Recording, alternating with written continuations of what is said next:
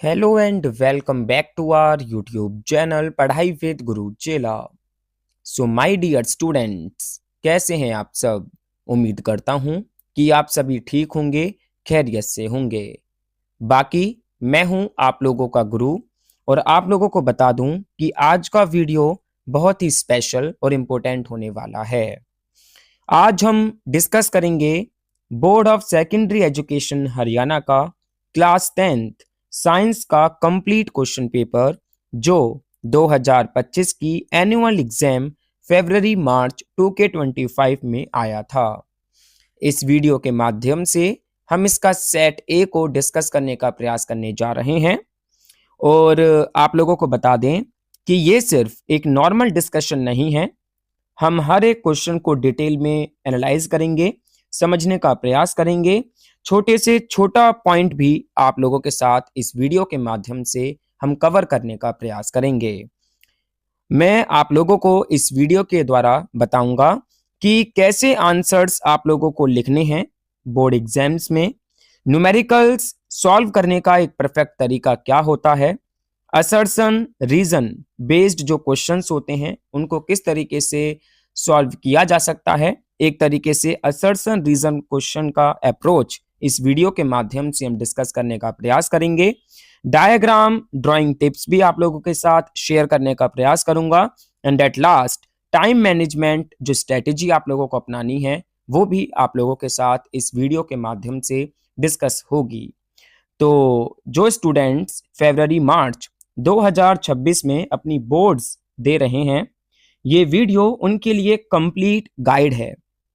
तो चलिए वीडियो को आप लोग जो हैं लाइक करिए, शेयर करिए अपने फ्रेंड्स के साथ और यस, पढ़ाई विद गुरु चेला चैनल पर अगर नए हैं तो प्लीज चैनल को सब्सक्राइब कर लें, नोटिफिकेशन बेल आइकन को जरूर प्रेस कर लें ताकि आने वाली जो भी वीडियोस हैं, जो भी अपडेट्स हैं, उनका नोटिफिकेशन आप लोगों को मिलता रहे। किसी भी प्रकार का इंपॉर्टेंट अपडेट या वीडियो आप लोगों से मिस ना हो।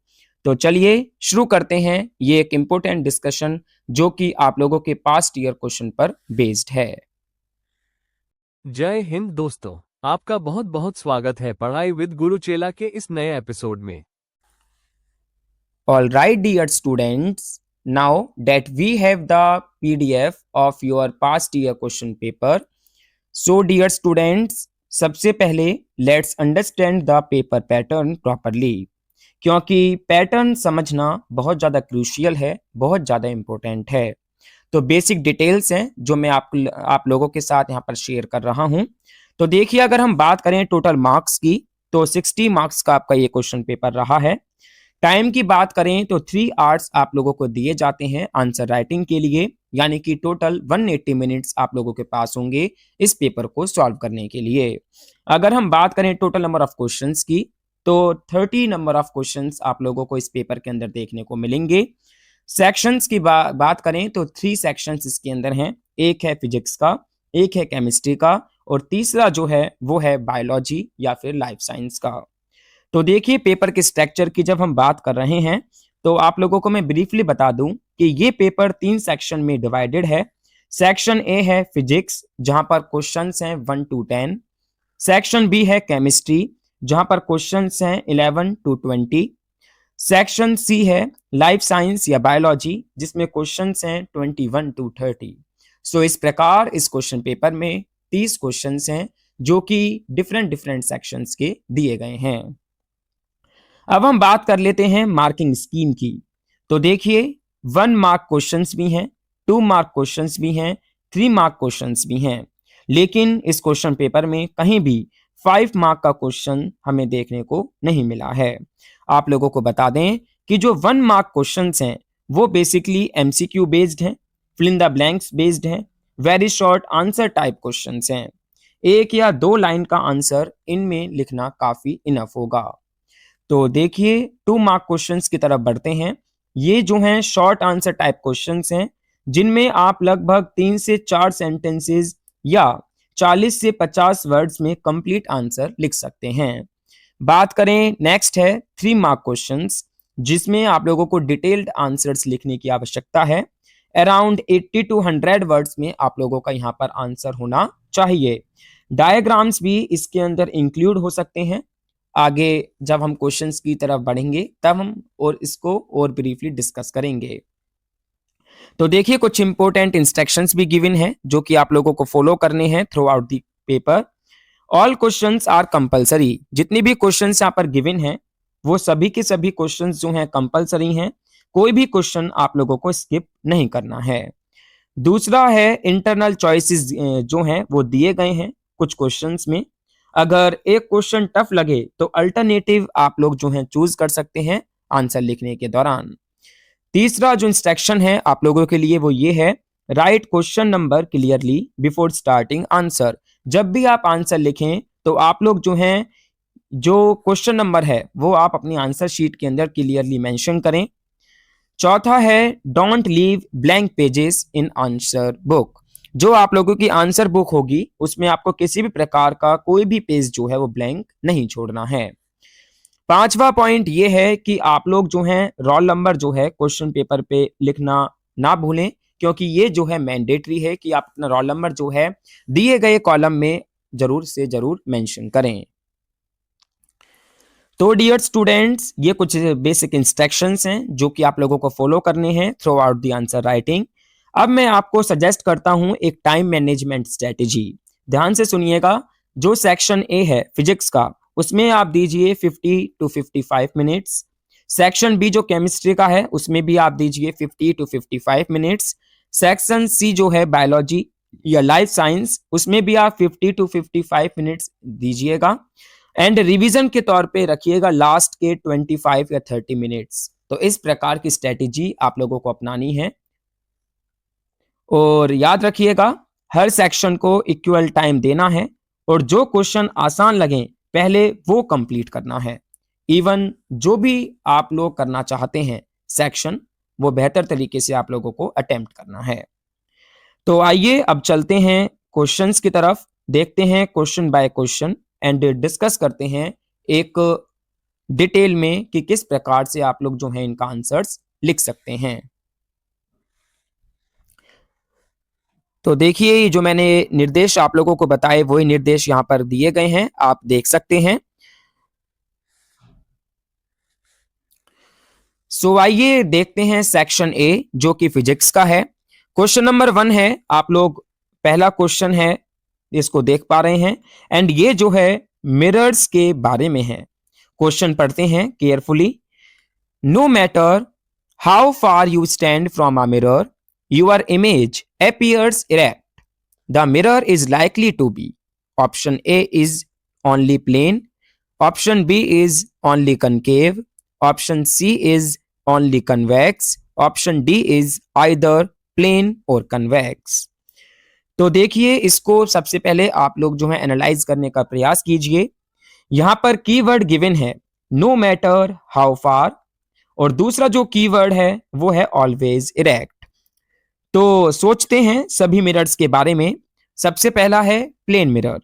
देखिए प्लेन मिरर के बारे में जैसे कि आप लोग जानते हैं, हम पढ़ चुके हैं कि जो प्लेन मिरर होता है वो हमेशा एक इरेक्ट इमेज बनाता है, सेम साइज का इमेज बनाता है और जो इमेज होती है वो वर्चुअल होती है, डिस्टेंस से कोई भी फर्क नहीं पड़ता है।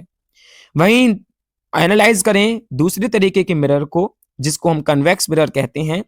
कन्वेक्स मिरर जो है हमेशा इरेक्ट इमेज बनाता है लेकिन बहुत ज्यादा छोटी एक तरीके से डिमिनिश्ड इमेज जो है बनाता है और वो इमेज जो है वो वर्चुअल होती है।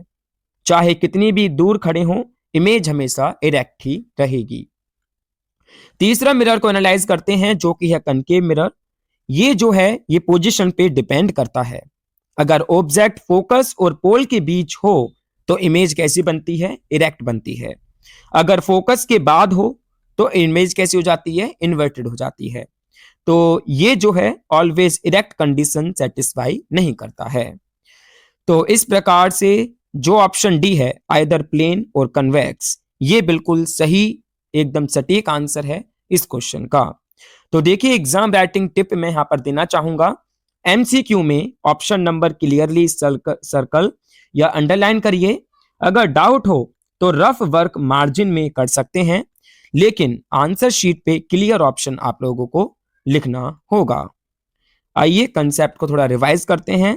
याद रखिए, जो प्लेन मिरर होता है वो हमेशा इरेक्ट और सेम साइज और वर्चुअल इमेज देता है। दूसरा, अगर हम बात करें कन्वेक्स मिरर की, तो ये भी हमेशा इरेक्ट इमेज बनाता है, लेकिन वो डिमिनिश्ड होती है और वर्चुअल होती है। तीसरा, अगर हम बात करें कनकेव मिरर की, तो ये जो है नेचर वरी करता है विद ऑब्जेक्ट पोजीशन। ऑब्जेक्ट की पोजीशन क्या है, इस पर बेस्ड करता है कनकेव मिरर में इमेज कैसी होगी। तो आई होप आप लोग ये फर्स्ट क्वेश्चन जो एमसीक्यू बेस्ड है ये समझ गए होंगे। आइए बढ़ते हैं नेक्स्ट क्वेश्चन की ओर। सो नेक्स्ट क्वेश्चन इज, ये जो है न्यूमेरिकल बेस्ड क्वेश्चन है। कहा गया है an electric bulb is rated 220 volt and 100 what when it is operated on 110 volt. The power consumed will be, options are, option A is 100 watt, option B is 75 watt, option C is 50 watt and at last option D is 25 watt. तो देखिए, ये question formula based है और logical thinking भी test कर रहा है। सबसे पहले स्टेप यही है कि आप लोगों को फिजिक्स के जो भी फॉर्मूले हैं वो आपको याद कर लेने हैं। फॉर्मूला आप लोग याद करिए। पावर के लिए फॉर्मूला है P is equal to V square upon R, जहां पर P जो है वो पावर को रिप्रेजेंट करता है, V जो है वो वोल्टेज को रिप्रेजेंट करता है और R जो है वो रेसिस्टेंस को रिप्रेजेंट करता है। अब हमें अगर गिवन डाटा है तो उसको ध्यान से देखना है। यहां पर आप देख सकते हैं जो रेटेड वोल्टेज है यानी कि V1 है वो कितना है 220 वोल्ट। रेटेड पावर यानी कि P1 क्या है, वो है 100 वॉट। ऑपरेटिंग वोल्टेज की बात करें तो वो कितना है V2 is equal to 110 volt.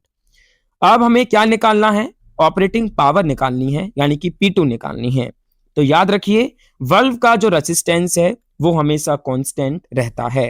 Resistant को कैलकुलेट करते हैं, फॉर्मूला लगाते हैं R is equal to V1 square upon P1, जहां पर हम वैल्यू को पुट कर देंगे। R is equal to 220 whole square upon में 100।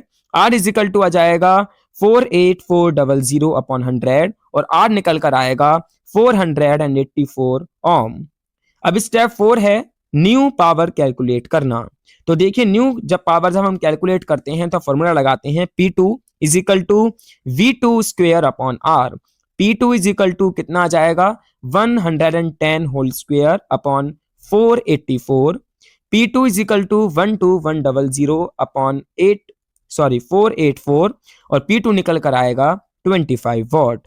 तो यहां पर करेक्ट आंसर होगा डी यानी कि 25 वॉट। ठीक है डियर स्टूडेंट्स, अगर हम शॉर्टकट मेथड का यूज करके इसका आंसर निकालना चाहें तो वो भी निकाल सकते हैं, लेकिन अगर रेसिस्टेंस जो है वो कांस्टेंट है तभी ये शॉर्टकट मेथड जो है यहाँ पर एप्लीकेबल होगा, जिसमें हम फॉर्मूला लगाएंगे P2 upon P1 is equal to V2 upon V1 का होल स्क्वेयर।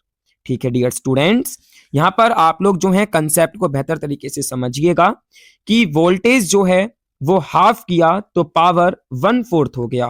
क्यों? क्योंकि P जो है वो डायरेक्टली प्रोपोर्शनल होता है V2 के, जहां पर R जो है वो कांस्टेंट माना गया है। यहां पर न्यूमेरिकल्स के लिए मैं कुछ टिप्स आप लोगों के साथ शेयर करना पसंद करूंगा। याद रखिएगा, फॉर्मूला आप लोगों को जो है क्लियरली लिखना है प्रॉपर सिंबल्स के साथ।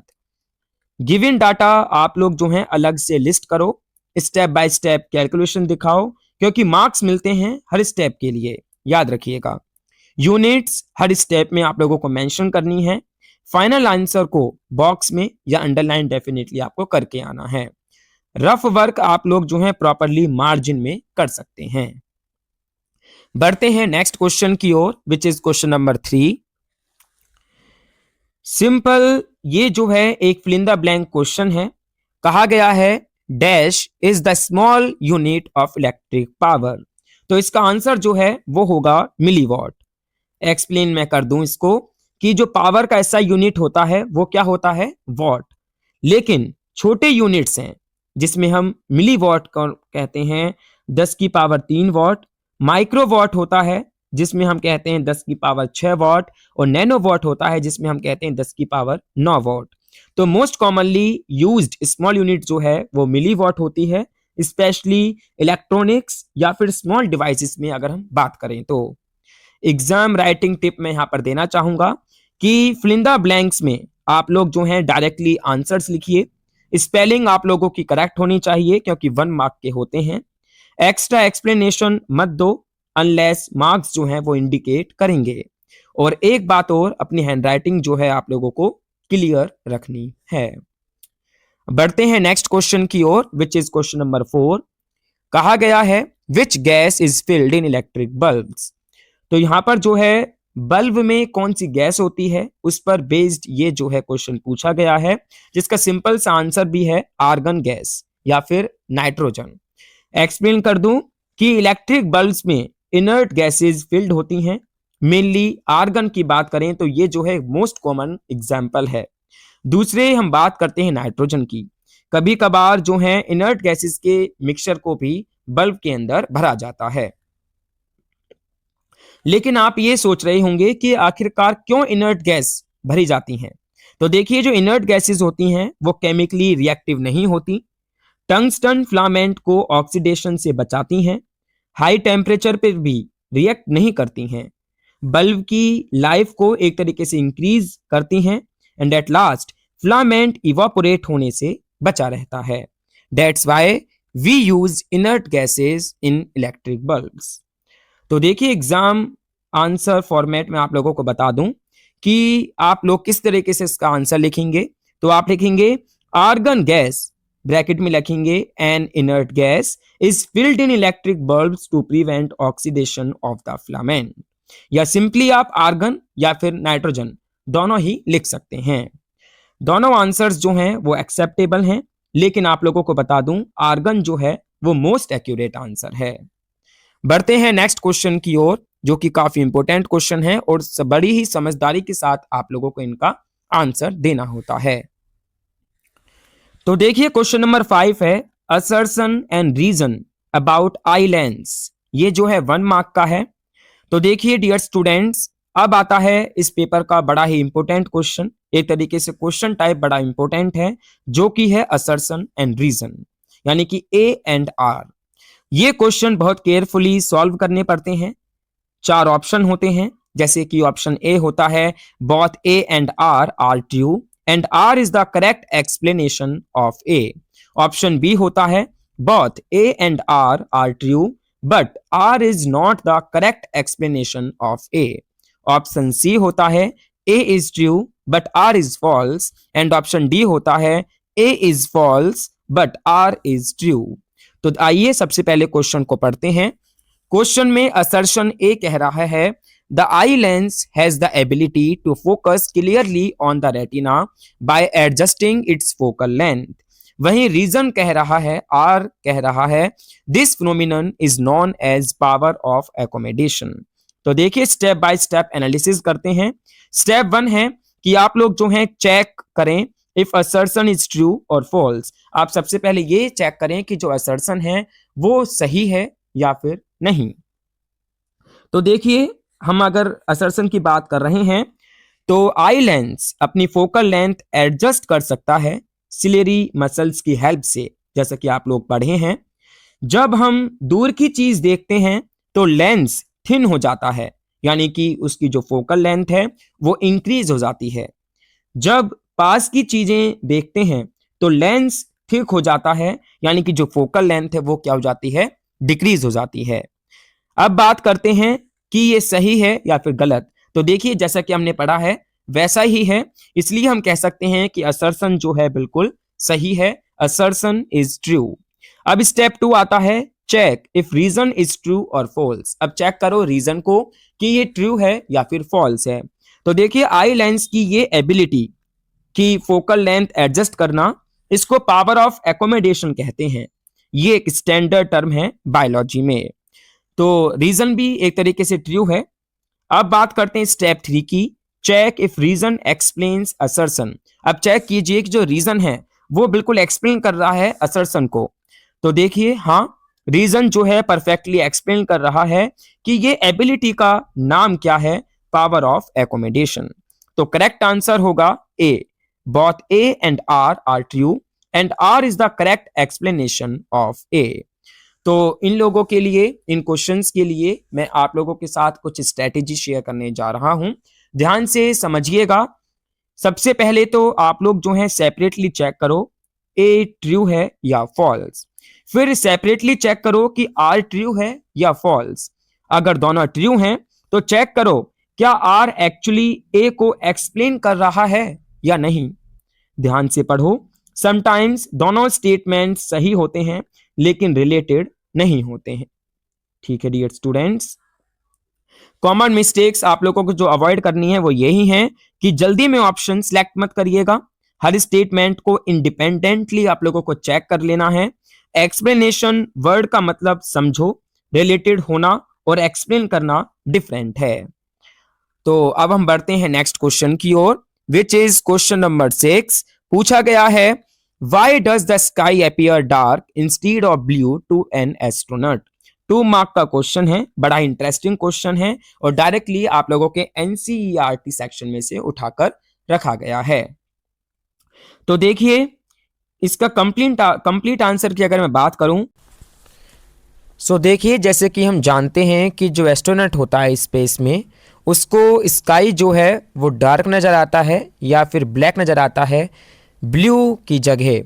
इसके पीछे का कारण है एब्सेंस ऑफ एटमॉस्फेयर, यानी कि स्पेस में एटमॉस्फेयर नहीं होता है या होता भी है तो बहुत ज़्यादा थिन होता है, ये इसका पहला रीज़न है।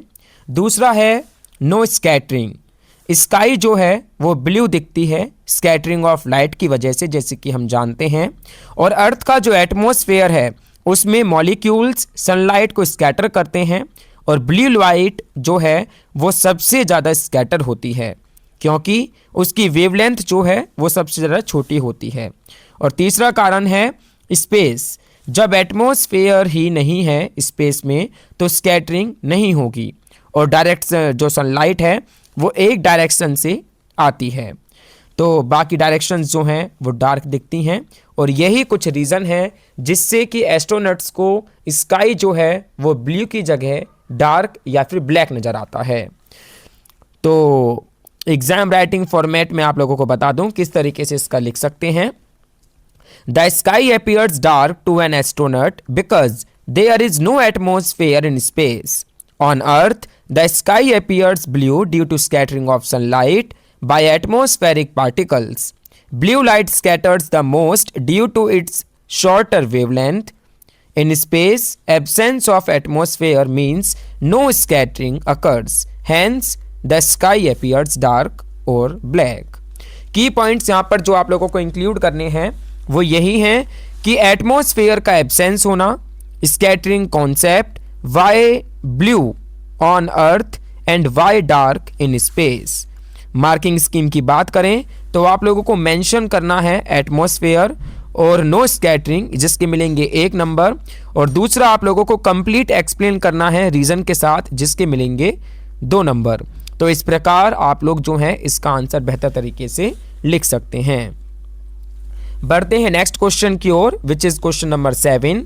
On what factors does the resistance of a conductor depends. यहाँ पर रेसिस्टेंस का जो कंडक्टर है वो किस पर डिपेंड होता है ये यहाँ पर पूछा गया है। तो जैसे कि हम जानते हैं पहला है लेंथ यानी कि L। रेसिस्टेंस जो है वो डायरेक्टली प्रोपोर्शनल होता है to length of the conductor. Longer the wire more the resistance. दूसरा है एरिया ऑफ क्रॉस सेक्शन यानी कि A। रेसिस्टेंस जो होता है वो इन्वर्सली प्रोपोर्शनल होता है to area of cross section यानी कि R is inversely proportional to 1/A। Thicker the wire less the resistance. तीसरा है मटेरियल या फिर नेचर ऑफ कंडक्टर जिसको हम रो कहते हैं। डिफरेंट मटेरियल्स जो हैं उनकी डिफरेंट रेसिस्टिविटी वैल्यूज़ होती हैं। जैसे कॉपर के पास जो है वो लेस रेसिस्टिविटी होती है एज कंपेयर टू आयरन। तो R is inversely proportional to rho यानी कि रेसिस्टिविटी। और चौथा है temperature. For most conductors resistance increases with temperature. Formula होता है R is equal to rho L/A, जहाँ पर जो रो है वो रेसिस्टिविटी होती है मटेरियल की।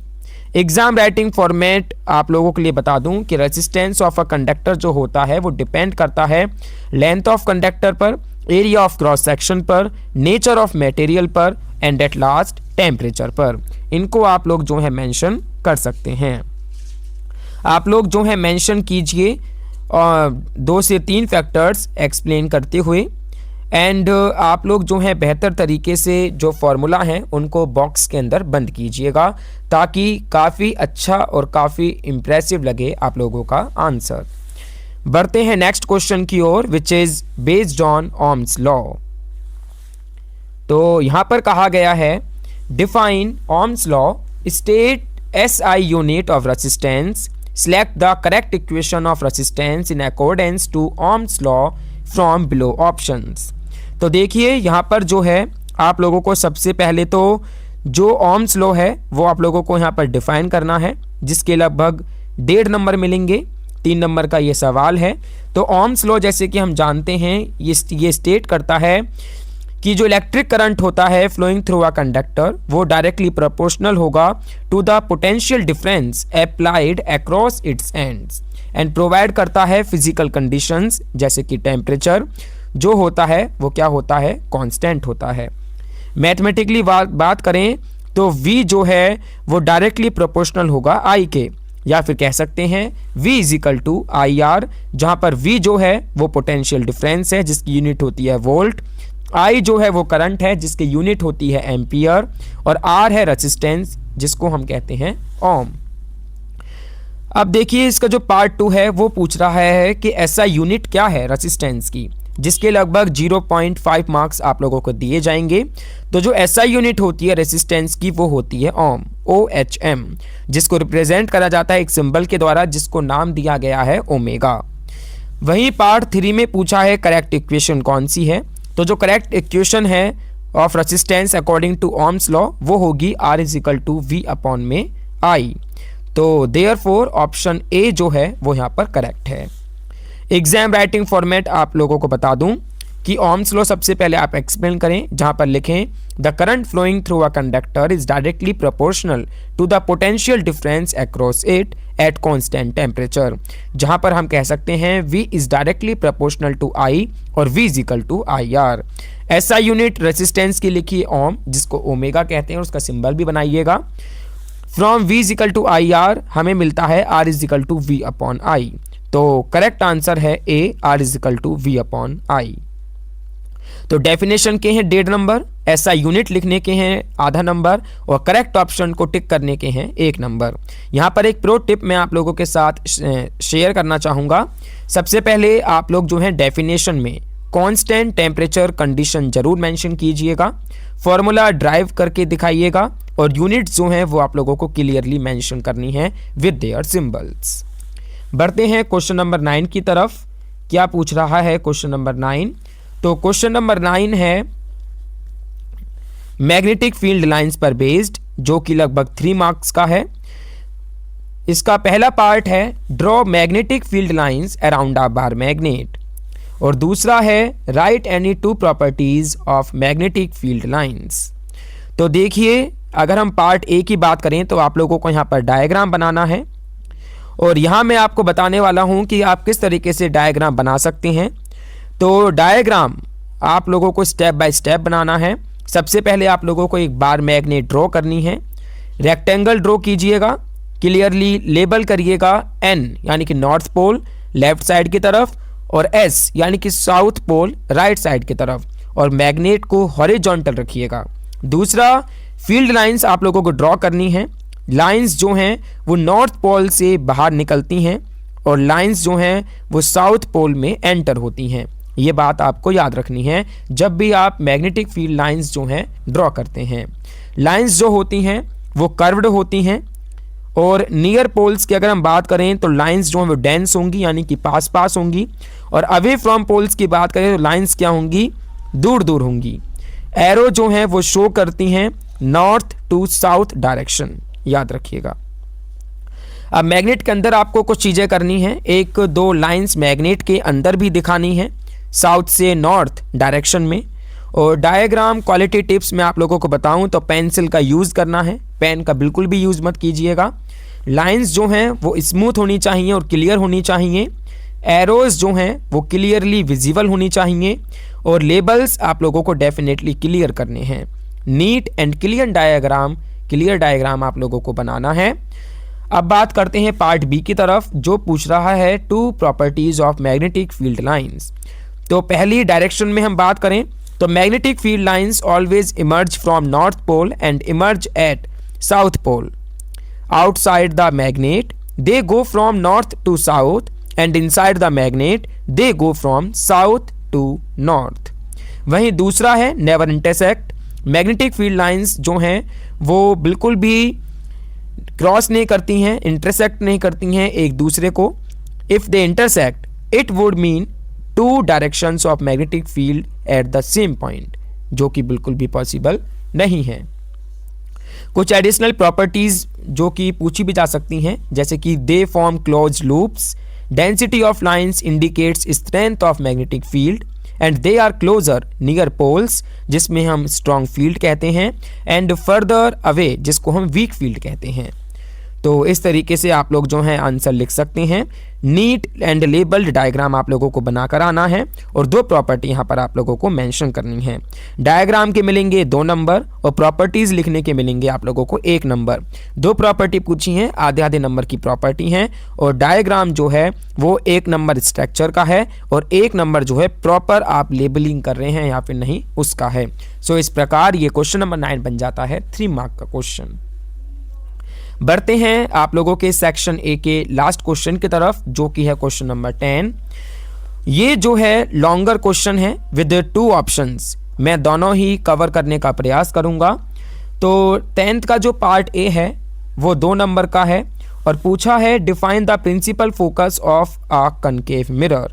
यहाँ पर जो है कनकेव मिरर का जो प्रिंसिपल फोकस है वो आप लोगों को यहाँ पर बताना है क्या होता है। तो जैसे कि आप लोग जानते हैं कि the principal focus of a concave mirror is the point on the principal axis where light rays parallel to the principal axis converge, यानी कि meet after reflection from the mirror, और ये डिनोट करी जाती हैं कैपिटल F के द्वारा and located होती हैं between the pole and the centre of curvature of the mirror. अगर हम कनकेव मिरर की बात कर ही रहे हैं तो रेज जो हैं वो पैरेलल होंगी to principal axis, reflect and pass through focus, और फोकस जो है वो रियल होगा क्योंकि वो मिरर के बिल्कुल फ्रंट में होगा। Distance from pole to focus, जिसको हम कहते हैं फोकल लेंथ, और रिप्रेजेंट करते हैं स्मॉल f से, याद रखिएगा इन पॉइंट्स को भी। दूसरा पूछा है name a mirror that can give an erect and enlarged image of an object, जो कि 1 मार्क का क्वेश्चन है। इसका सिंपल सा मैं आप लोगों को जवाब दूं तो कनकेव मिरर जो है वो हमें इरेक्ट और इनलार्ज इमेज देता है when the object is placed between the pole and focus of the mirror. ठीक है डियर स्टूडेंट्स, आगे हम बात करते हैं क्वेश्चन नंबर 10 के सी पार्ट पर, जो कि है why do we prefer a convex mirror as a rear view mirror in vehicles. 2 mark का ये क्वेश्चन है, डायरेक्टली एनसीईआरटी सेक्शन में से लिया गया है। तो देखिए we prefer convex mirror as rear view mirror in vehicles because of following reasons. पहला है wider field of view. Convex mirror जो है वो हमेशा वाइडर फील्ड ऑफ व्यू हमें देता है as it is curved outward. Driver can see more area behind the vehicle reducing blind spots. दूसरा, ये हमेशा इरेक्ट इमेज बनाता है। Convex mirror always forms erect, यानी कि upright image, making it easy for the driver to understand the position of vehicles behind. और तीसरा है image formation, it always forms virtual diminished, यानी कि smaller image, so more vehicles can be seen in a smaller mirror. और चौथा है safety, this helps in safe driving and parking. So आप यहाँ पर एक नोट भी लिखिएगा, the only disadvantage of this mirror is that object appear farther than they actually are.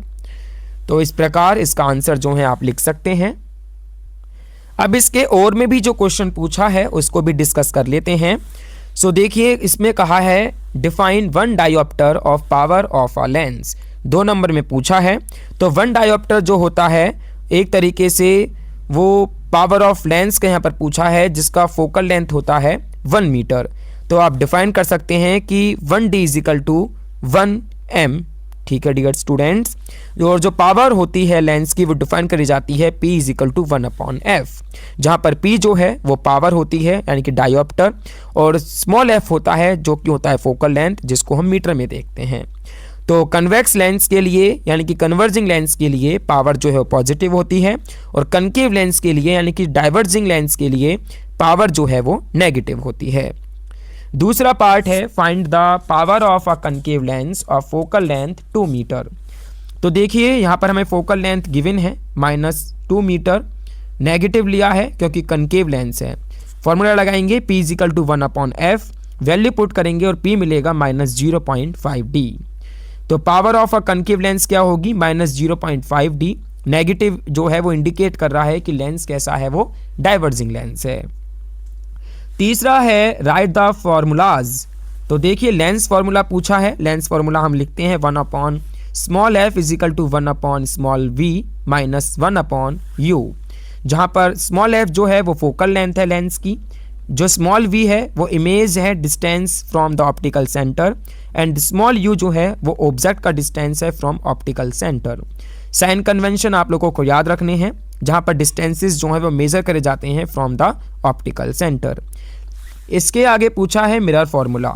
Mirror formula है 1 में small f is equal to 1/v plus 1/u, जहाँ पर f जो है वो फोकल लेंथ है मिरर की, v जो है वो इमेज डिस्टेंस है पोल से, एंड u जो है वो ऑब्जेक्ट का डिस्टेंस है फ्रॉम पोल। साइन कन्वेंशन आप लोगों ने पढ़ा है, जहाँ पर डिस्टेंसेस मेजर करे जाते हैं pole of the mirror.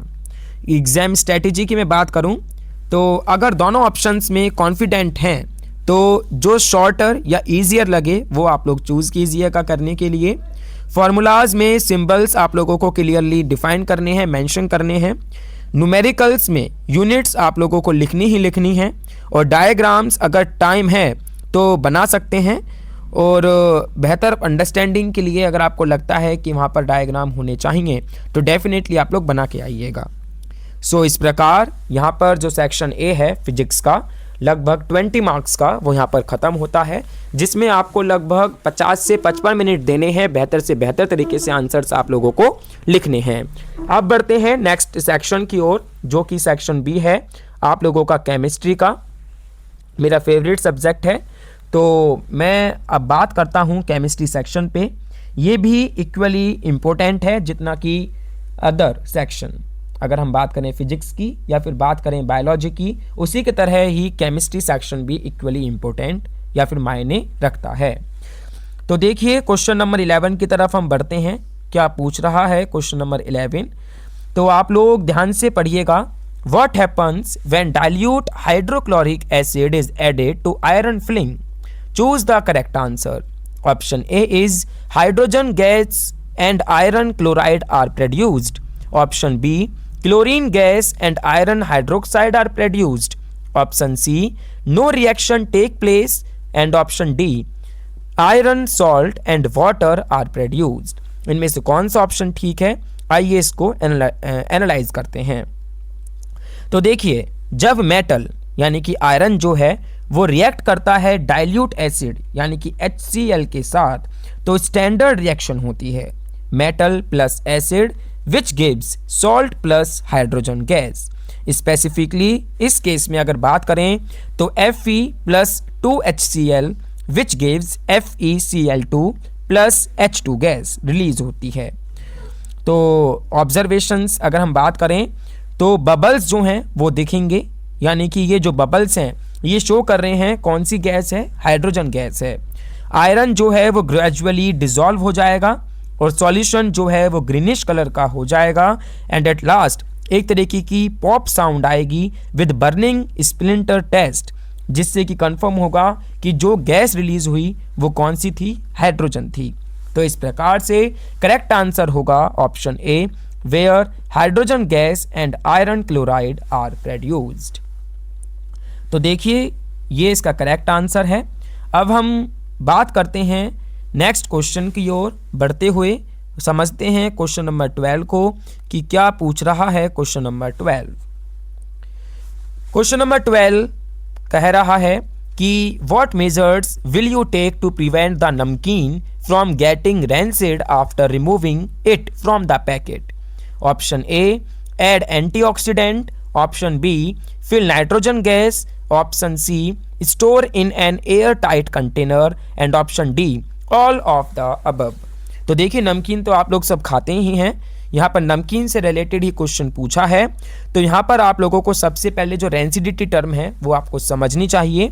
Rancidity का मतलब होता है फूड आइटम्स, स्पेशली जो फैटी या ऑयली फूड्स होते हैं, उसका ऑक्सीडेशन होना एयर के कांटेक्ट में आने से। इससे एक तरीके से स्मेल जो है वो बहुत बुरी आती है एंड टेस्ट जो होता है वो ख़राब हो जाता है, और जो न्यूट्रिशनल वैल्यू होती है वो भी कम हो जाती है। तो अब इन चीज़ों के लिए प्रिवेंशन जो है मैंडेटरी है। किस तरीके से प्रिवेंट किया जा सकता है? तो सबसे पहला है एंटीऑक्सीडेंट्स, जहाँ पर हम BHA या BHT जैसे केमिकल्स को ऐड करते हैं, ये ऑक्सीडेशन प्रोसेस स्लो कर देते हैं। वहीं दूसरा है नाइट्रोजन गैस।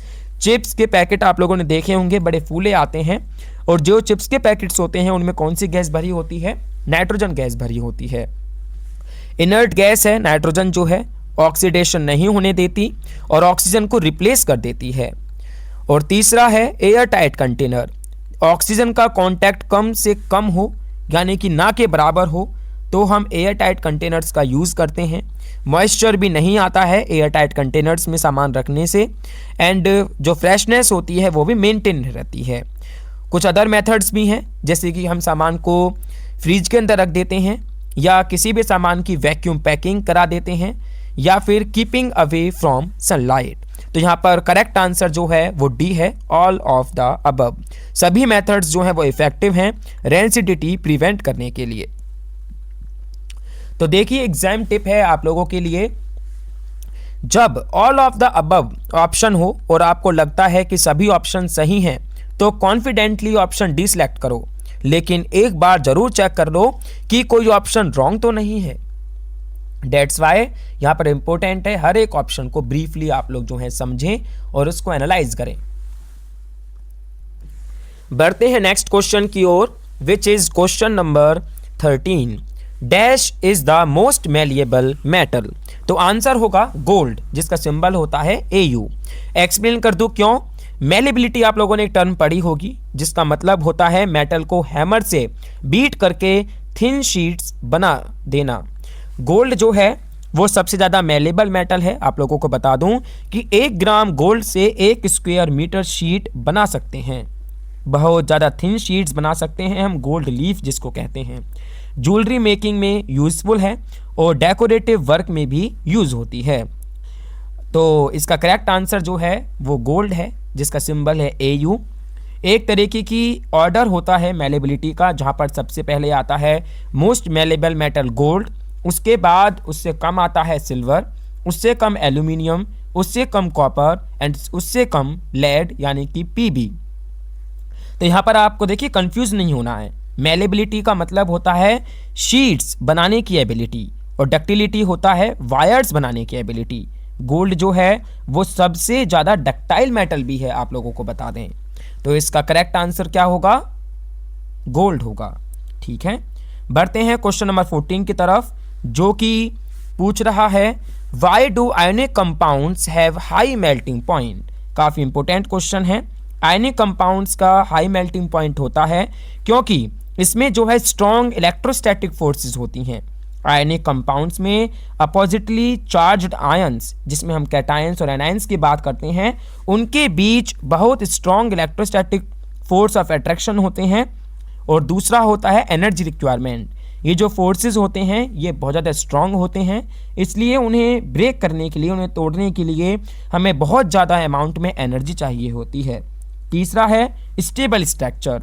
आयंस जो हैं वो tightly packed crystal lactase structure में अरेंज होते हैं, जो बहुत स्टेबल होते हैं। सो हाई टेम्परेचर चाहिए होता है आयनिक बॉन्ड्स को ब्रेक करके कंपाउंड को मेल्ट करने के लिए। तो इसलिए आप लिख सकते हैं कि आयनिक कंपाउंड्स का हाई मेल्टिंग पॉइंट होता है। एग्जाम फॉर्मेट में मैं बात करूं तो ionic compounds have high melting points due to strong electrostatic forces of attraction between oppositely charged ions, जिसमें हमने बात करी एनायंस और कैटायंस की, which require large amount of energy to break. Example के तौर पे NaCl, इसका मेल्टिंग पॉइंट होता है 800 डिग्री सेल्सियस। MgO, जिसका मेल्टिंग पॉइंट होता है 2800 डिग्री सेल्सियस। बढ़ते हैं क्वेश्चन नंबर 15 की तरफ। क्वेश्चन नंबर 15 जो है वो रीजन और असर्शन बेस्ड क्वेश्चन है, ध्यान से समझिएगा। सेम जैसे हमने फिजिक्स के सेक्शन में सॉल्व किया था, सेम उसी तरीके से स्टेप बाय स्टेप हम इसको भी सॉल्व करने का प्रयास करेंगे। तो देखिए, असर्शन ए है are stomach produces hydrochloric acid, वहीं रीजन आर है hydrochloric asset turns red litmus blue. तो देखिए स्टेप बाय स्टेप एनालाइज करते हैं और चेक करते हैं सबसे पहले असर्शन को। तो देखिए कहा गया है are stomach produces hydrochloric acid, definitely हाँ है, हमारा स्टमक जो है वो गैस्ट्रिक ग्लैंड से HCl प्रोड्यूस करता है, जिसका pH होता है अराउंड 1.5 to 3.5, जो कि काफ़ी ज़्यादा एसिडिक होता है। डाइजेशन में ये हेल्प करता है और जो भी हार्मफुल बैक्टीरिया होते हैं उनको बिल्कुल मार देता है। तो इस तरीके से जो असर्शन है वो बिल्कुल सही है। तो हम कह सकते हैं कि असर्शन इज ट्रू। वहीं हम स्टेप 2 में बात करते हैं, रीजन को चेक करते हैं। Hydrochloric asset turns red litmus blue, तो ये स्टेटमेंट जो है कंप्लीटली रॉन्ग है। HCl एक एसिड है और एसिड जैसे कि आप लोगों को पता है कि ये टर्न होते हैं ब्लू लिटमस टू रेड, ना कि रेड टू ब्लू। बेसिस जो है वो टर्न होते हैं रेड लिटमस टू ब्लू, और ये जो है बेसिक प्रॉपर्टी है एसिड्स की। तो रीज़न जो है यहाँ पर फॉल्स है, इसलिए हम कह सकते हैं कि जो करेक्ट आंसर होगा वो सी होगा, कि ए जो है वो बिल्कुल सही है लेकिन आर जो है वो फॉल्स है। याद रखिएगा कुछ इंपॉर्टेंट लिटमस टेस्ट रूल्स हैं, जिसमें हम बात करते हैं एसिड सॉल्यूशन में। तो जो अगर हम रेड लिटमस की बात करें तो वो रेड का रेड ही रहेगा, और जो ब्लू लिटमस है वो रेड में चेंज हो जाएगा। बात करें बेसिक सॉल्यूशन की तो वहाँ पर जो लिटमस पेपर है वो ब्लू रहेगा, और जो हम बात कर रहे हैं बेसिक सॉल्यूशन की, जहाँ पर रेड जो लिटमस है वो ब्लू में बदल जाएगा और जो ब्लू लिटमस है वो ब्लू का ब्लू रहेगा। अगर हम बात करें न्यूट्रल सॉल्यूशन की तो वहाँ पर कोई भी चेंज नहीं होगा, रेड लिटमस में भी और ब्लू लिटमस पेपर में भी। तो याद करने का एक तरीका है, मैं आप लोगों के साथ शेयर कर दूं कि एसिड रेड करता है, यानी कि एसिड जो है वो चीज़ों को क्या कर देता है, लाल कर देता है। बेस जो है वो ब्लू करता है, यानी कि बेस जो है चीज़ों को कैसे बना देता है, नीला बना देता है। तो इस प्रकार आप लोग जो है इसका सही आंसर जो है समझ गए होंगे। बढ़ते हैं नेक्स्ट क्वेश्चन की ओर, जो कि है question number 17। Right the chemical formula and 2 uses of bleaching powder. तो देखिए केमिकल फार्मूला की अगर हम बात करें ब्लीचिंग पाउडर की तो वो होता है CaOCl2। वहीं केमिकल नेम की बात करें तो वो होता है कैल्शियम ऑक्सीक्लोराइड। तो इसके अगर 2 यूजेस की बात कर रहे हैं तो वो आप लोग लिख सकते हैं। पहला है डिसइंफेक्टेंट, यानी कि ये जो है यूज होता है for disinfecting drinking water to make it free from germs. Chlorine जो है वो रिलीज होती है फ्रॉम इट, किल्स बैक्टीरिया। और दूसरा जो है वो है bleaching agent, it is used for bleaching cotton and linen in the textile industry and for bleaching wood pulp in paper industry. कुछ अदर यूजेस भी हैं जिसमें हम कह सकते हैं कि used as oxidizing agent in chemical industry और used in laundry for whitening clothes. तो इस प्रकार इसका आंसर जो है आप लिख सकते हैं। देखिए इस क्वेश्चन की ओर में भी पूछा है, जिसका पार्ट ए है why do acids do not show acidic behaviour in the absence of water. तो यहाँ पर मैं कहूँगा कि acid do not show acidic behaviour in the absence of water because acids produce hydrogen ions, यानी कि H positive ions वो लोग जो हैं यहाँ पर प्रोड्यूस करते हैं। Only in the presence of water, जिसमें हम एक्वियस सॉल्यूशन की बात कर रहे हैं। और वहीं ड्राई HCl गैस जो है does not turn blue litmus red, but when dissolve in water it released H positive ions which show acidic properties. Reaction लिख सकते हैं HCl gives H positive plus Cl negative in water only. The H positive ions are responsible for acidic behavior. दूसरा है what is neutralization reaction, give example।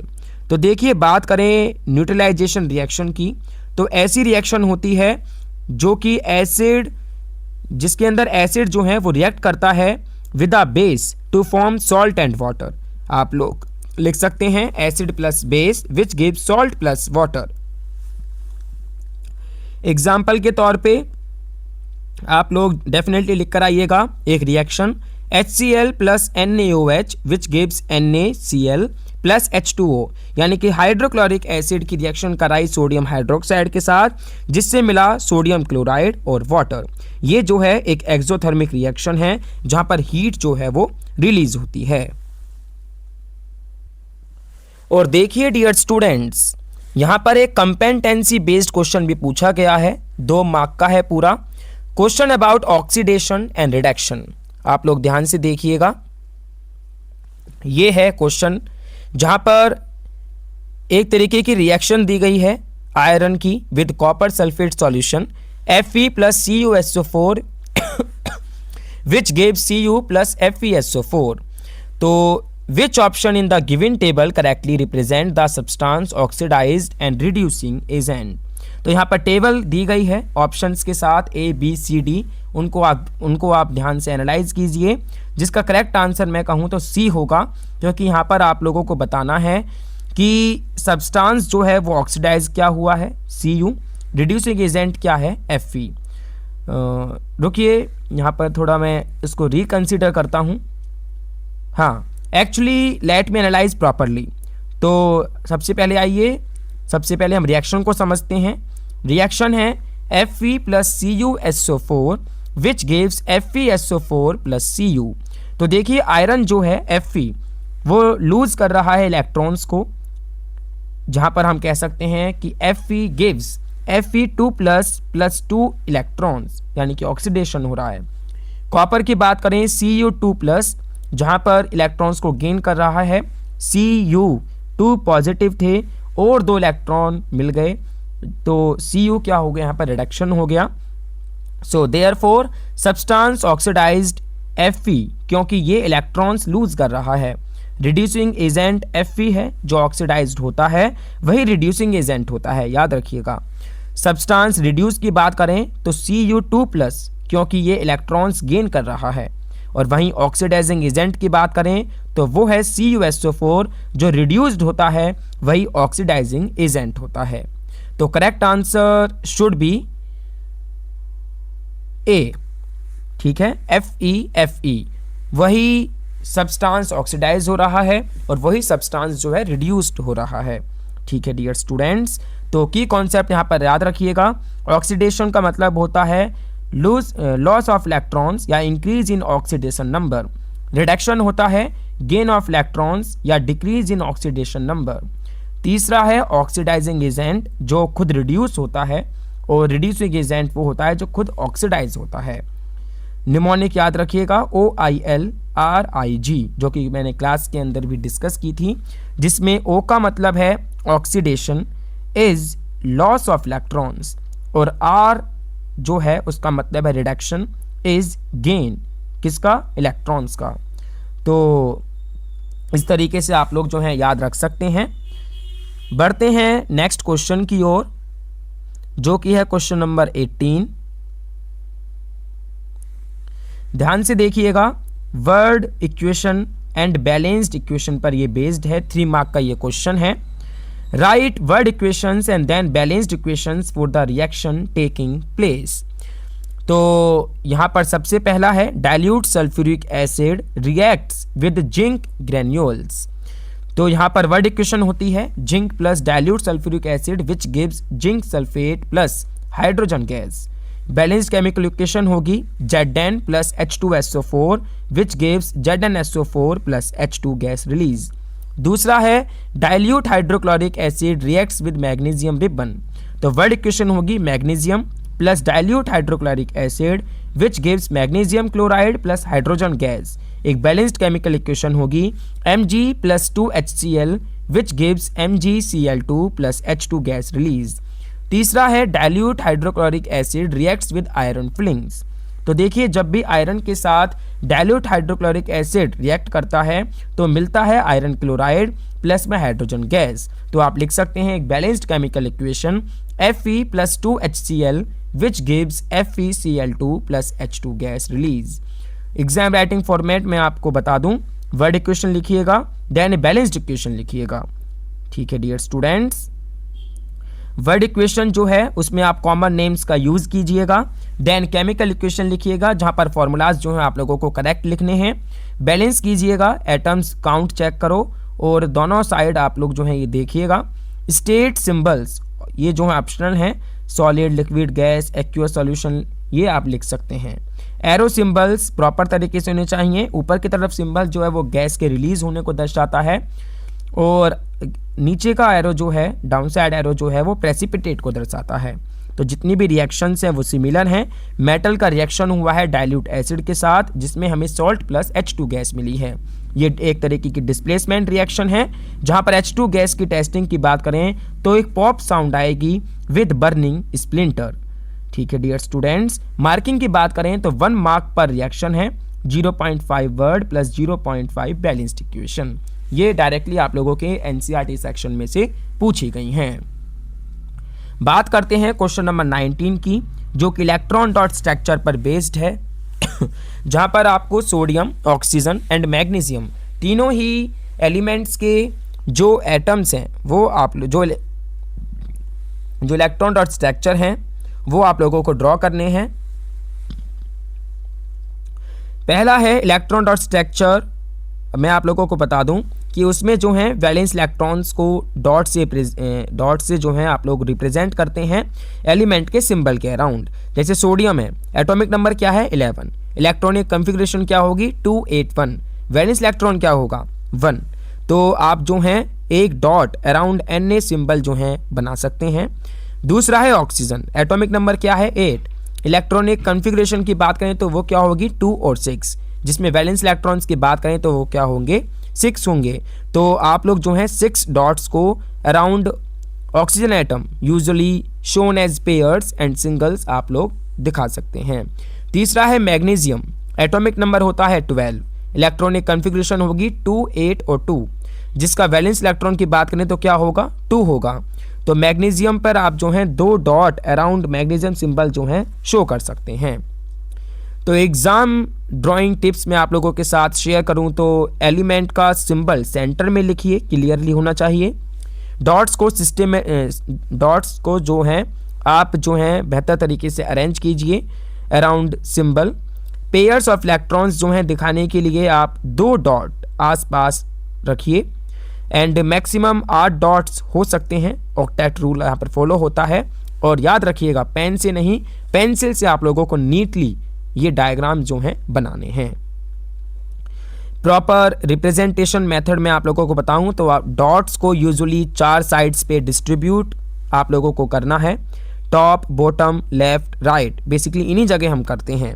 पहले एक एक dot हर side पे, फिर पेयरिंग करिए।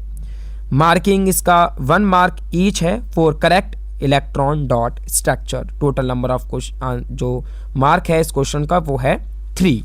बढ़ते हैं नेक्स्ट क्वेश्चन की ओर जो कि इसी के ऑप्शन में है, write any 3 differences between metals and non metals on the basis of their chemical properties. तो देखिए यहाँ पर डिफरेंसेस पूछे हैं जो कि डायरेक्टली आपकी बुक के अंदर से पूछा गया है। 3 मार्क का ये क्वेश्चन है। रिएक्शन, तो देखिए अगर हम बात करें तो प्रॉपर्टीज को एक साइड में लिखिएगा, देन मेटल्स और नॉन मेटल्स को डिफरेंशिएट कीजिएगा। जैसे बात करें प्रॉपर्टी है एक रिएक्शन विद ऑक्सीजन, तो मेटल्स के अंदर हम लिख सकते हैं कि मेटल्स जो हैं वो रिएक्ट करते हैं ऑक्सीजन के साथ बेसिक ऑक्साइड्स बनाने के लिए। एग्जाम्पल के तौर पे एक रिएक्शन लिखिएगा 4Na + O2 which gives 2Na2O, जहां पर Na2O जो है वो एक बेसिक ऑक्साइड है। वहीं नॉन मेटल्स की अगर हम बात करें रिएक्शन विद ऑक्सीजन जैसी प्रॉपर्टी पर, तो नॉन मेटल्स जो हैं वो रिएक्ट करते हैं ऑक्सीजन के साथ एसिडिक ऑक्साइड्स बनाने के लिए। एग्जाम्पल के तौर पे S+O2 विच गिव्स SO2। यहाँ पर जो SO2 है वो एक एसिडिक ऑक्साइड है। दूसरा प्रॉपर्टी आप लिख सकते हैं रिएक्शन विद वाटर के बेसिस पर, जहाँ पर कुछ मेटल्स जो हैं वो रिएक्ट करते हैं पानी के साथ और बनाते हैं मेटल हाइड्रोक्साइड या हाइड्रोजन गैस। एग्जाम्पल के तौर पे 2Na + 2H2O which gives 2NaOH + H2। वहीं नॉन मेटल्स जो हैं वो जनरली रिएक्ट नहीं करते हैं पानी के साथ। तीसरा, आप जो हैं एसिड्स के साथ रिएक्शन के प्रॉपर्टी लिख सकते हैं, बेसिस के साथ रिएक्शन की प्रॉपर्टीज लिख सकते हैं। इस तरीके से आप इसको डिफरेंशिएट करेंगे, डेफिनेटली अच्छा स्कोर मिलेगा आप लोगों को इस क्वेश्चन में। तो डिफरेंसेस जो हैं वो बेस्ड होने चाहिए केमिकल प्रॉपर्टीज पर, reaction with oxygen, reaction with water, reaction with acids. ठीक है डियर स्टूडेंट्स, अगर एग्जाम्पल्स पूछें तो केमिकल इक्वेशन जरूर लिखिएगा, अगर सिर्फ डिफरेंसेस पूछे हैं तो स्टेटमेंट्स भी काफ़ी हैं। अब बढ़ते हैं क्वेश्चन नंबर 20 की तरफ, जो कि है what are the 2 properties of carbon which lead to the huge number of carbon compounds we see around us. तो देखिए, 2 यूनिक प्रॉपर्टीज हैं कार्बन की जो कि रिस्पॉन्सिबल होती हैं for huge number of carbon compounds. पहली है catenation. Catenation has the unique ability to form long chains by bonding with other carbon atoms, as we all know that, and this self linking property is called catenation. जहाँ पर हम carbon carbon के बीच bonds को देख पाते हैं जो काफ़ी स्ट्रांग होते हैं, and can form straight chains, branch chains and rings, and can form single, double और triple bonds with itself. Example के तौर पे hydrocarbons like CH4, C2H6, C3H8 and so many up to very high long chains. दूसरा property है tetravalency. Carbon has valency of 4, meaning it can form 4 covalent bonds with other atoms, so it can bond with hydrogen, oxygen, nitrogen, sulfur and halogens and other carbon, form stable compounds and can form multiple bonds। Example के तौर पे CH4 carbon atoms 4 bonds with hydrogen। So dear students, these properties allow carbon to form millions of compounds with different structures and properties।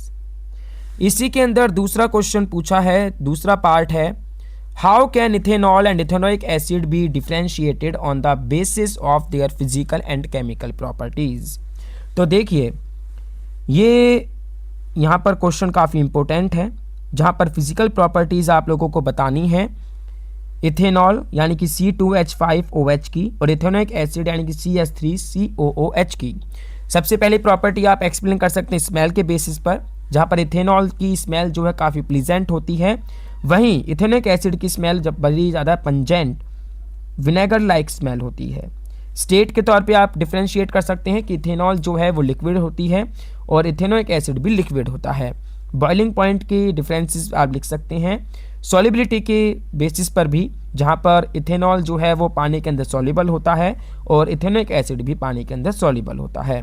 Chemical properties की बात करें तो litmus test को लेकर आप लिख सकते हैं, रिएक्शन विद सोडियम कार्बोनेट के साथ लिख सकते हैं एंड रिएक्शन विद सोडियम के साथ लिख सकते हैं। एस्टेरिफिकेशन भी आप लिख सकते हैं। तो एग्जाम फॉर्मेट में आप लोगों को बता दूं, कार्बन की 2 प्रॉपर्टी लिखनी है, कैटिनेशन और टेट्रावैलेंसी। दूसरे में डिफ्रेंशिएट करना है फिजिकल प्रॉपर्टीज़ इथेनॉल और इथेनोइक एसिड की और chemical properties ethanol and ethanoic acid की। अब इसी में और कर भी पूछा गया है what is hydrogenation, what is it's industrial application.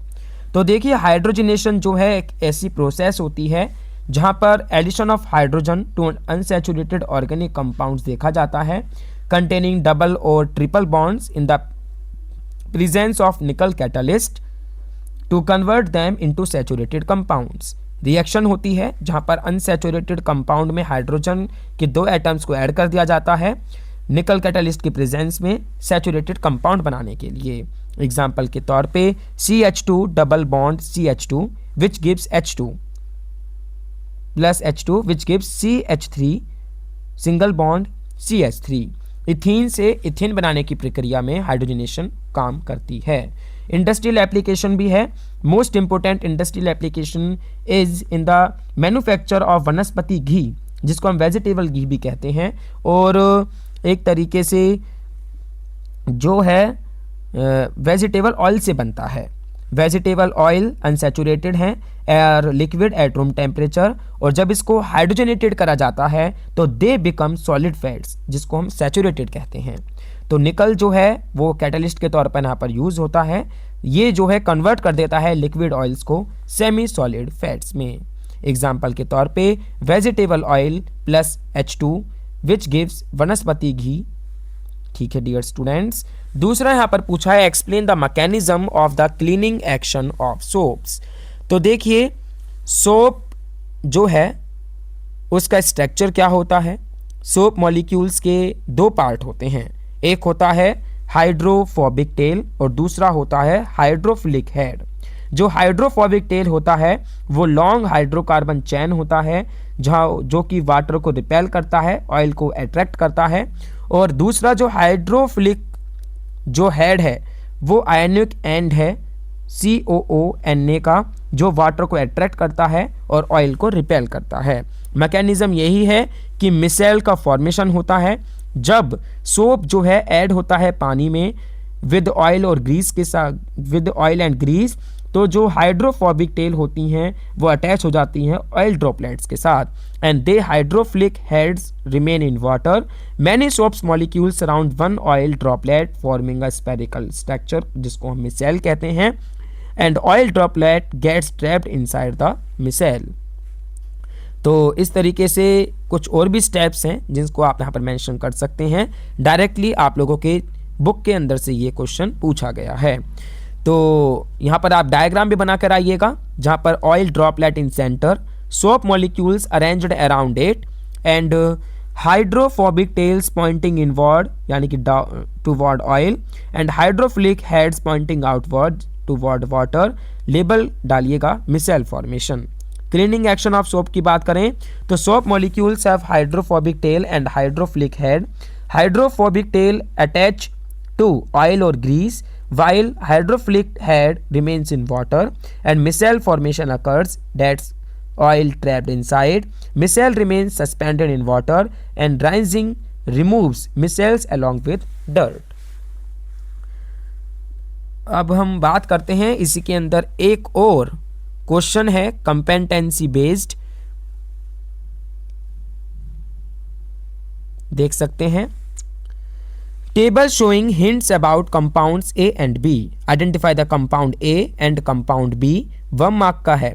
तो देखिए हिंट 1 है compound A is widely used as preservative in pickles. अचार को सड़ने से बचाने के लिए आप क्या यूज़ करते हैं, वही इसका करेक्ट आंसर है। दूसरा है A reacts with ethanol to form sweet smelling compound that's called B. तो देखिए पिकल्स में कौन सा प्रिजर्वेटिव यूज़ होता है, यस एसिटिक एसिड, जिसको मिथेनोइक एसिड कहते हैं। और जब एसिड प्लस अल्कोहल रिएक्ट करते हैं तो क्या बनता है, एस्टर, जो कि स्वीट स्मेल देता है। तो इसका आंसर क्या होगा, कंपाउंड ए जो है वो इथेनोइक एसिड है CH3COOH, या फिर एसिटिक एसिड भी आप लिख सकते हैं। कंपाउंड बी जो है वो इथाइल इथोनेट है CH3COOC2H5, या फिर आप इथाइल एसीटेट भी लिख सकते हैं जो कि एक एस्टर है। दूसरे यहाँ पर पूछा है which gas is produced when compound A reacts with washing soda. तो देखिए वॉशिंग सोडा जो है वो सोडियम कार्बोनेट होता है Na2CO3। जब इथेनोइक एसिड रिएक्ट करता है सोडियम कार्बोनेट के साथ तो कार्बन डाइऑक्साइड गैस जो है प्रोड्यूस होती है एक ब्रिस्क, एक तरीके से आवाज के साथ। ठीक है डियर स्टूडेंट्स। केमिकल इक्वेशन की बात करें तो आप लिख सकते हैं 2CH3COOH plus Na2CO3 which gives 2CH3COONA plus H2O plus CO2 out. Ethanoic acid का रिएक्शन सोडियम कार्बोनेट के साथ which give sodium ethanoate plus water plus carbon dioxide, और गैस जो प्रोड्यूस होगी वो कार्बन डाइऑक्साइड होगी। इसी में तीसरा पूछा है राइट 2 यूजेस ऑफ इथेनॉल। तो देखिए पहला है सॉल्वेंट की तरह used in medicines, used in perfumes and cosmetics, used in paints and varnishes. दूसरा है फ्यूल की तरह यूज होता है, used as fuel in spirit lamps, mixed with petrol to form power alcohol, used in alcoholic beverages in controlled amounts. Other uses भी हैं, antiseptic के तौर पे, हैंड सैनिटाइजर के तौर पे, manufacturing of ethanoic acid and chemical synthetic. तो यहाँ पर जो है इस तरीके से इनका आंसर्स जो हैं हम लिख सकते हैं। जिसमें मार्किंग की बात करें तो 1 नंबर मिलेगा 0.5 ईच कंपाउंड के लिए, 2 नंबर मिलेंगे 1 for gas name and 1 for equation, and 2 number मिलेगा 1 मार्क पर यूज। ठीक है डियर स्टूडेंट्स, तो ये था आप लोगों का केमिस्ट्री का सेक्शन। उम्मीद करता हूँ कि आपको ये क्वेश्चन समझ में आए होंगे। फर्स्ट टाइम मैं साइंस के लिए यहाँ पर लेक्चर जो है अपलोड कर रहा हूँ। अगर आपको पसंद आता है तो प्लीज़ वीडियो को लाइक कीजिएगा, अपने फ्रेंड्स के साथ ज़रूर शेयर कीजिएगा, और चैनल पर नए हैं तो प्लीज़ नोटिफिकेशन बेल आइकन को प्रेस करते हुए पढ़ाई विद गुरु चेला को जरूर सब्सक्राइब कीजिएगा। तो डियर स्टूडेंट्स, अब आते हैं लास्ट सेक्शन पर, जो कि है सेक्शन सी, लाइफ साइंस, या कहा जा सकता है बायोलॉजी, जो बिल्कुल इक्वली इम्पोर्टेंट है। यहाँ भी सेम स्ट्रेटजी आप लोगों को अप्लाई करनी है। तो बढ़ते हैं क्वेश्चन नंबर 21 की तरफ, जो कि बेस्ड है मेल रिप्रोडक्टिव सिस्टम पर। Which of the following is a part of the male reproductive system in human beings? Options are ovary, uterus, vas deferens, fallopian tube. तो देखिए एनालाइज करते हैं। सबसे पहले ये सिंपल एलिमिनेशन क्वेश्चन है, देखते हैं एक एक ऑप्शन को। तो देखिए बात करें अगर ओवरी की, तो ये फीमेल रिप्रोडक्टिव सिस्टम का पार्ट है, एग्स जो हैं यहाँ पर प्रोड्यूस होता है। यूट्रस की बात करें तो ये भी फीमेल रिप्रोडक्टिव सिस्टम का पार्ट है, जहाँ बेबी जो है वो डेवलप होता है। तीसरा है वाज डेफरेंस, ये एक मेल रिप्रोडक्टिव सिस्टम का पार्ट है, जहाँ पर स्पर्म जो है वो ट्रांसपोर्ट करता है टेस्टिस से यूरेथ्रा तक। ठीक है डियर स्टूडेंट्स, अब हम बात करते हैं ऑप्शन डी की, जो कि है फेलोपियन ट्यूब। ये भी फीमेल रिप्रोडक्टिव सिस्टम का ही पार्ट है, जहाँ पर एग्स जो हैं वो ट्रांसपोर्ट करती हैं ओवरी से यूट्रस तक।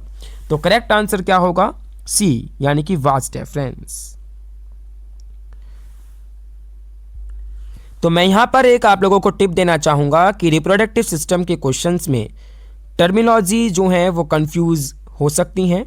मेल और फीमेल पार्ट्स आप लोग जो हैं क्लियरली याद करते हुए चलें, कौन सा पार्ट का क्या फंक्शन होता है ये अपने माइंड के अंदर जरूर रखें।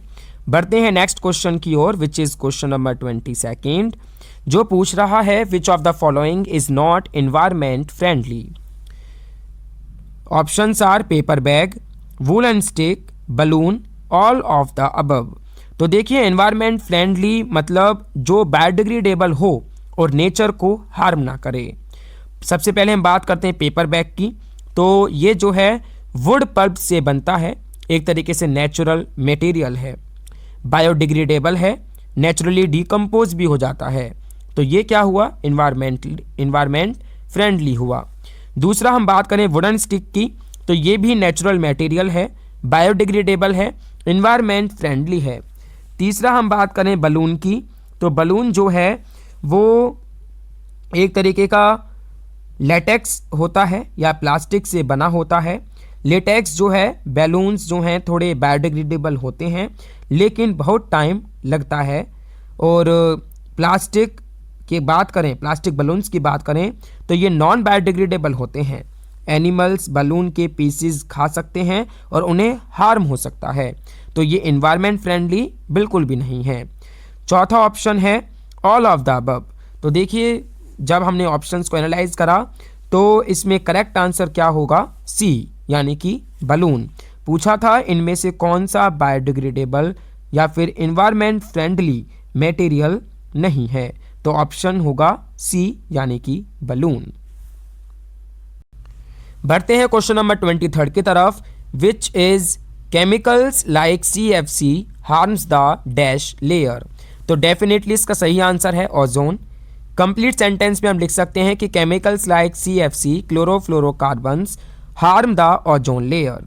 एक्सप्लेन कर देते हैं। ओजोन लेयर जो है वो जो है स्ट्रेटोस्फेयर में होती है, धरती से लगभग 15 से 30 किलोमीटर ऊपर, और केमिकल फार्मूला होता है O3। सूरज की जो हार्मफुल अल्ट्रावायलेट रेडिएशन होती हैं उससे ये बचाती हैं, एक तरीके की प्रोटेक्टिव शील्ड की तरह काम करती हैं। वहीं बात करें क्लोरोफ्लोरोकार्बन्स की, तो जो भी आपके फ्रीज होते हैं, AC होते हैं, या फिर ये बात करें एयर कंडीशंस की बात करें, एक ही बात है, ये स्प्रे करते ये जो हैं इनमें यूज़ होते हैं, और जब ये एटमॉस्फेयर में रिलीज़ होते हैं तो जो स्ट्रेटोस्फेयर है उस तक पहुंचते हैं और ओजोन मॉलिक्यूल्स को तोड़ देते हैं, ओजोन होल बना देते हैं। अब तो देखिए जो है मॉनिट्रल प्रोटोकॉल 1987 के बाद बैन हो गए हैं। रिएक्शन कैसे होता है ये हम आप लोगों के साथ क्लास में चर्चा करेंगे। तो इसका सही आंसर जो है वो ओजोन लेयर है। ओजोन डिप्लीशन के इफेक्ट आप लोग पढ़ते हैं, ज़्यादा यूवी रेडिएशंस धरती तक आती हैं, स्किन कैंसर का रिस्क बढ़ जाता है, आई कैटरेक्ट्स हो सकते हैं, और क्रॉप्स को डैमेज होता है। एग्जाम में सिंपल सा आंसर लिखिएगा ओजोन लेयर। बात करते हैं क्वेश्चन नंबर 24 की, which gland require iodine to produce hormones. Answer इसका है थायराइड ग्लैंड। तो देखिए थायराइड ग्लैंड जो है वो उसको जो है आयोडीन की ज़रूरत होती है हार्मोन्स यानी कि थायरोक्सिन बनाने के लिए। थायराइड ग्लैंड जो है वो गले में होती है, बिल्कुल नेक रीजन में, और बटरफ्लाई शेप की होती है, आप चेक कर सकते हैं। थायरोक्सिन T4 हार्मोन बनाती है और थायरोक्सिन से स्ट्रक्चर में आयोडीन होता है। थायरोक्सिन के फंक्शन भी हैं, ये मेटाबॉलिज्म को रेगुलेट करता है, ग्रोथ और डेवलपमेंट को कंट्रोल करता है, प्रोटीन, फैट, कार्बोहाइड्रेट मेटाबॉलिज्म को रेगुलेट करने का काम करता है। बच्चों में ब्रेन डेवलपमेंट के लिए बहुत ज़्यादा इम्पोर्टेंट है। आयोडीन की कमी से क्या होता है, अगर इस बारे में बात करें तो गॉइटर नाम की एक बीमारी है जो आयोडीन की कमी होने से होती है। अब है क्वेश्चन नंबर 25 जो असर्शन और रीजन पर बेस्ड है। असर्शन है रीजन प्लांट हार्मोन्स के बारे में। एक नंबर का है, असर्शन को सबसे पहले पढ़ते हैं। Hormones are responsible for the growth of stem in plants. वही रीजन को पढ़ते हैं जहाँ पर यहाँ पर कहा गया है जो जिब्रेलियन है वो एक तरीके का प्लांट हार्मोन है which helps in stem growth. तो स्टेप बाय स्टेप एनालाइज करते हैं। स्टेप पहला है असर्शन चेक करते हैं सही है या फिर गलत। तो देखिए hormones are responsible for the growth of stem in plants, बिल्कुल सही है। प्लांट हार्मोन्स पाइथो हार्मोन्स के नाम से जिनको जानते हैं, तो ये जो है प्लांट के डिफरेंट पार्ट्स की ग्रोथ को कंट्रोल करते हैं। स्टेम की ग्रोथ, रूट की ग्रोथ, फ्लावरिंग, फ्रूट राइपनिंग या पत्ती गिरना। वहीं असर्शन जो है वो बिल्कुल सही है, ट्रू है। अब स्टेप 2 की तरफ बढ़ते हैं कि जो रीज़न है वो सही है या फिर गलत। तो देखिए जो जिब्रेलिन है वो एक बहुत ही इंपॉर्टेंट प्लांट हार्मोन है जो स्पेसिफिकली स्टेम को लंबा करता है। स्टेम जो है एलोंगेशन प्रमोट करता है। इंटर जो नोडल लेंथ है उसको बढ़ाता है, यानी कि नोड्स के बीच की दूरी को बढ़ाता है। एंड डार्क प्लांट्स को नॉर्मल हाइट तक ले जाता है और फ्लावरिंग भी इंड्यूस करता है। तो रीज़न भी बिल्कुल सही है, बिल्कुल ट्रू है। अब दोनों सही हैं तो तीसरा स्टेप आता है, क्या रीज़न असर्शन को एक्सप्लेन कर रहा है। तो देखिए बिल्कुल रीज़न जो है परफेक्टली बताता है कि स्टेम ग्रोथ के लिए कौन सा हार्मोन रिस्पॉन्सिबल है, जिसमें नाम दिया गया है जिब्रेलिन। और करेक्ट आंसर बनता है ए, यानी कि both A and R are true and R is the correct explanation of A. Plant hormones का क्विक रिवीजन कर लेते हैं। एक होता है ऑक्सिन, दूसरा होता है जिब्रेलिन, और तीसरा होता है साइटोकिनिन, और चौथा होता है ABA यानी कि एब्सिक्सिक एसिड, और पांचवा होता है एथिलीन। तो प्लांट हार्मोन्स का एक छोटा टेबल बना लेना, हार्मोन नेम और उसका मेन फंक्शन पेपर में बहुत काम आएगा। अब बढ़ते हैं क्वेश्चन नंबर 26 की तरफ। क्या क्वेश्चन पूछा है, what is the role of brain in reflex action. तो रिफ्लेक्स एक्शन में ब्रेन का कोई डायरेक्ट रोल नहीं होता है, हम पढ़ चुके हैं। इमीडिएट रिस्पॉन्स प्रोड्यूस करने में रिफ्लेक्स आर्क जो है वो स्पाइनल कॉर्ड लेवल पे ही कंप्लीट हो जाता है, लेकिन ब्रेन की कुछ रोल्स हैं। पहला है इंफॉर्मेशन रिसीव करना, दूसरा है मेमोरी और लर्निंग, तीसरा है वॉलेंट्री कंट्रोल कभी कभी, एग्जाम्पल के साथ समझते हैं। जब तुम किसी गर्म चीज को टच करते हो तो इमीडिएट रिफ्लेक्स हाथ ऑटोमेटिकली हटा लेता है, स्पाइनल कॉर्ड आर कंप्लीट कर देता है। दूसरा, ब्रेन के रोल के बारे में बात करें तो तुम्हें गर्मी और दर्द का जो सेंसेशन फील होता है हाथ हटाने के बाद, वो ब्रेन का रोल है और ब्रेन प्रोसेस करता है ये गर्म था, अगली बार केयरफुल रहना। तो रिफ्लेक्स एक्शन जो है वो फास्ट इसलिए होता है क्योंकि ब्रेन के डिसीजन का वेट नहीं करता। ब्रेन का इन्वॉल्वमेंट एक्शन के बाद होता है अवेयरनेस और लर्निंग के लिए। एग्जाम में आप लिख सकते हैं कि ब्रेन की रोल जो है रिफ्लेक्स एक्शन में, वो ये लिख सकते हैं कि ब्रेन का कोई डायरेक्ट रोल नहीं इमीडिएट रिफ्लेक्स रिस्पॉन्स में, ये स्पाइनल कॉर्ड लेवल पे कंप्लीट होता है। ब्रेन को इन्फॉर्मेशन मिलती है रिफ्लेक्स एक्शन के बाद और हमें अवेयर करता है। ब्रेन ये इन्फॉर्मेशन स्टोर करता है लर्निंग और फ्यूचर रेफरेंस के लिए। एग्जाम्पल के तौर पे गर्म चीज टच करने पे हाथ पहले हट जाना, ब्रेन सेंसेशन बाद में प्रोसेस करती हैं। अब हम बढ़ते हैं नेक्स्ट क्वेश्चन की ओर, जो कि है क्वेश्चन नंबर 26 का ही ओर। How do we detect the smell of an agarbatti. हम अगरबत्ती की स्मेल को इस प्रोसेस से डिटेक्ट करते हैं कि रिसेप्टर्स का स्टिमुलेट होता, यानी कि अगरबत्ती जलती है और केमिकल पार्टिकल्स एयर में रिलीज करते हैं। ये पार्टिकल्स हवा के थ्रू हमारी नाक तक पहुंचते हैं। नाक में जो ऑल्फैक्टरी रिसेप्टर्स होते हैं जो नसल कैविटी के म्यूकस मेम्ब्रेन में होते हैं, ये केमिकल पार्टिकल्स ऑल्फैक्टरी रिसेप्टर्स को स्टिमुलेट करते हैं। दूसरा है इम्पल्स जनरेट होना। ऑल्फैक्टरी रिसेप्टर्स एक्टिवेट हो जाते हैं और रिसेप्टर्स इलेक्ट्रिकल इम्पल्स जो नर्व सिग्नल्स हैं जनरेट करते हैं। तीसरा है ब्रेन तक ट्रांसमिशन। ये नर्व इम्पल्स जो हैं वो ऑल्फैक्टरी नर्व के थ्रू ट्रेवल करते हैं, इम्पल्सिस फॉर ब्रेन के ऑल्फैक्टरी लोब तक पहुंचाते हैं। चौथा है परसेप्शन। ब्रेन इन सिग्नल्स को इंटरप्ट करता है, देन हमें स्मेल प्रिसीव होती है और रिकॉग्नाइज होती है एज अगरबत्ती। ब्रेन स्टोर्ड मेमोरीज से कंपेयर करके स्पेसिफिक स्मेल जो है आइडेंटिफाई होता है। तो पाथवे है एक इसका, जहाँ पर केमिकल पार्टिकल्स जो हैं वो ऑल्फैक्टरी रिसेप्टर्स यानी कि नाक तक पहुँचते हैं, देन ऑल्फैक्टरी नर्व तक पहुँचते हैं, देन ऑल्फैक्टरी लोब यानी कि ब्रेन तक पहुँचते हैं और स्मेल परसेप्शन होता है। ठीक है डियर स्टूडेंट्स, एग्जाम में आप इस तरीके से लिख सकते हैं। अब हम बात करते हैं नेक्स्ट क्वेश्चन की, जो कि है question number 27। What is the role of the seminal vesicles and prostate gland. देखिए, सेमिनल वेसिकल्स और प्रोस्टेट ग्लैंड दोनों ही जो है एक्सेसरी ग्लैंड हैं मेल रिप्रोडक्टिव सिस्टम में। इनकी मेन रोल है सिक्रीशंस प्रोड्यूस करना जो सीमन का पार्ट बनते हैं। सेमिनल वेसिकल्स की बात करें तो ये पहला इसका रोल होता है, फंक्शन होता है secretion production. Seminal fluid produce करते हैं लगभग 60 से 70% सीमन वॉल्यूम और फ्लूइड येलोइश और थिक होता है। दूसरा है कंपोजिशन। इसमें क्या होता है, तो जो फ्रैक्टोज होता है, जो शुगर होता है, उसका शुगर से भरपूर स्पर्म को एनर्जी देता है मूवमेंट के लिए। प्रोस्टेट ग्लैंड होते हैं, स्पर्म मूवमेंट में हेल्प करते हैं और प्रोटीन्स और एंजाइम्स होते हैं। फंक्शन क्या है, स्पर्म को न्यूट्रिशन प्रोवाइड करता है। स्पर्म जो है मोटिलिटी के लिए एनर्जी देना और स्पर्म सर्वाइवल में हेल्प करना। प्रोस्टेट ग्लैंड की बात करें तो ये जो है सिक्रीशन प्रोडक्शन क्या है, प्रोस्टेटिक ग्लैंड जो है प्रोस्टेटिक फ्लूइड प्रोड्यूस करती हैं लगभग 20 से 30% semen volume. Fluid thin, milky white और अल्कलाइन होता है, जिसमें एंजाइम्स होते हैं जैसे PSA, और ये जो है सिट्रिक एसिड होता है, मिनरल्स होते हैं जिंक, कैल्शियम जैसे, और ये अल्कलाइन नेचर का होता है। फंक्शन होता है सीमन को अल्कलाइन बनाना ताकि वेजाइनल ट्रैक्ट की एसिडिटी न्यूट्रलाइज हो सके। स्पर्म को एसिडिक एनवायरनमेंट से प्रोटेक्ट करता और सीमन को लिक्विफाई करने में हेल्प करता है। स्पर्म सर्वाइवल के लिए ऑप्टिमल pH प्रोवाइड भी ये करता है।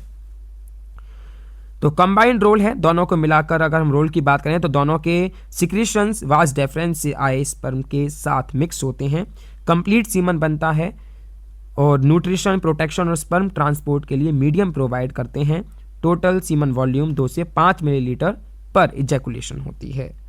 एग्जाम में इस तरीके से आप लिख सकते हैं। बढ़ते हैं नेक्स्ट क्वेश्चन की ओर, विच इज क्वेश्चन नंबर 28, जहां पर कहा है draw a label diagram of the longitudinal section of a flower. ये डायग्राम बेस्ड क्वेश्चन है, तो मैं आपको स्टेप बाय स्टेप बताता हूं कि कैसे परफेक्ट डायग्राम आप लोगों को ड्रॉ करना है बोर्ड एग्जाम में।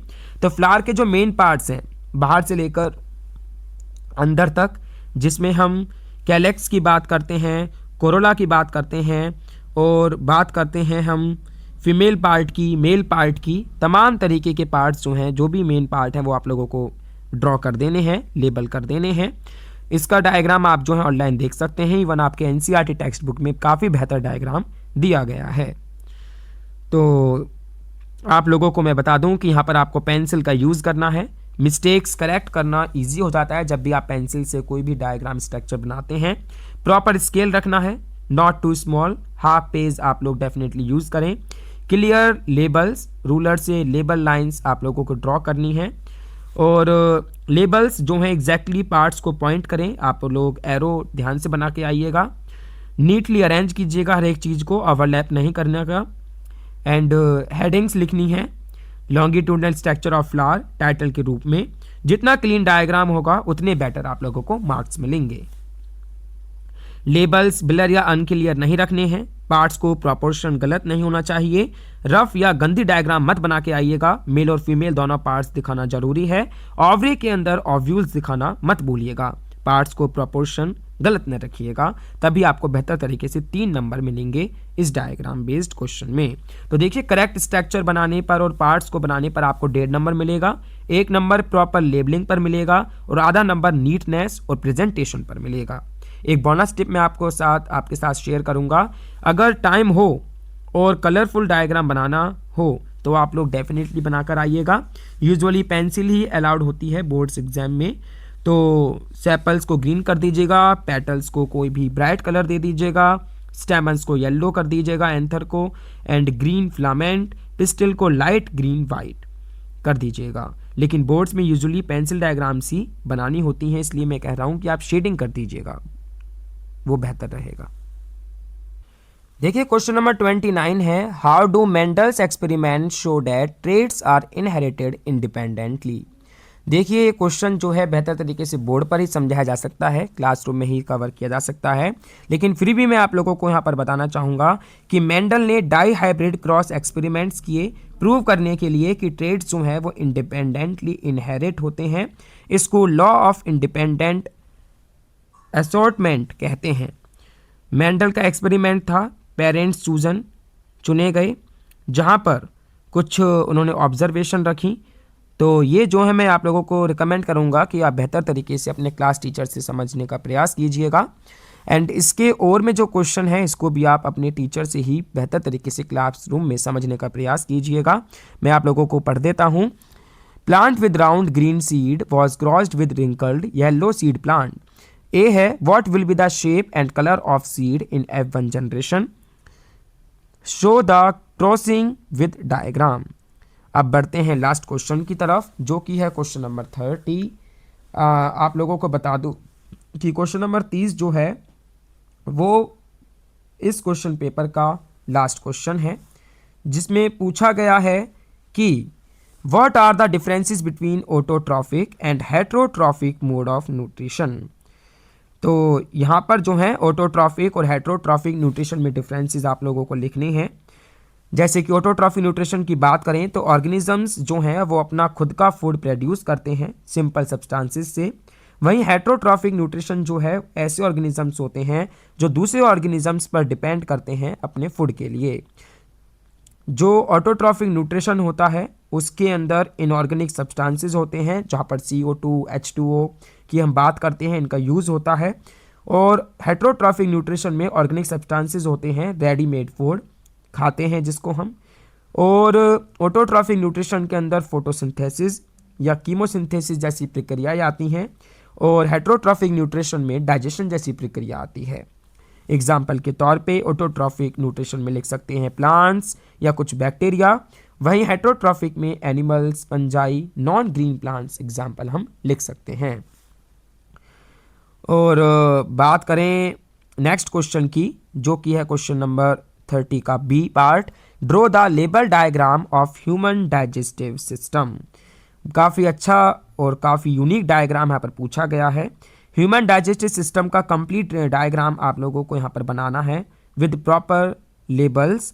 तो पार्ट्स जो हैं वो डायग्राम में इंक्लूड करने हैं आप लोगों को। एलिमेंट्री कैनाल जो कि मेन पार्ट्स हैं, जहाँ पर माउथ या बकल कैविटी, ईसोफेगस या food pipe, stomach, small intestine, large intestine, anus, rectum.